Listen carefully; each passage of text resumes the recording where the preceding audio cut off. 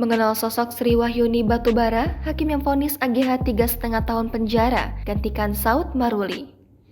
Sidang putusan vonis AGH telah dilakukan di Pengadilan Negeri Jakarta Selatan pada Senin, 10 April pukul 13.00 waktu Indonesia Barat. AGH dalam kasus tersebut diduga melanggar pasal 355 ayat 1 KUHP, contoh pasal 55 ayat 1 ke 1 KUHP. Hakim menyatakan AGH bersalah turut serta melakukan penganiayaan terhadap David Ozora. AGH diketahui dihukum pidana penjara selama 3,5 tahun di Lembaga Perlindungan Khusus Anak.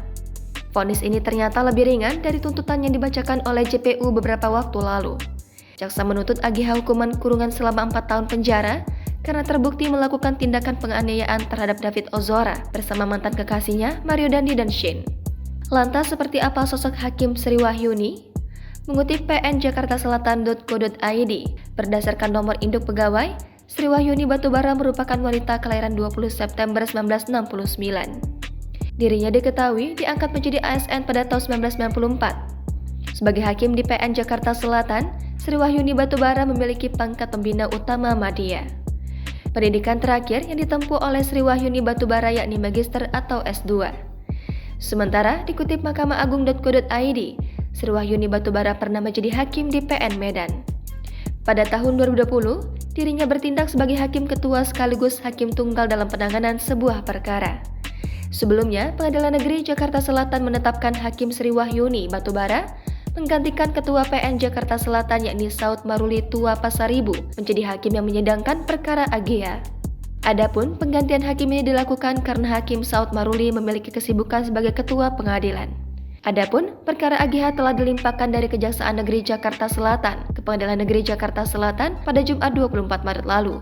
AGH yang berstatus sebagai anak yang berkonflik dengan hukum itu telah menjalani musyawarah diversi pada Rabu 29 Maret lalu.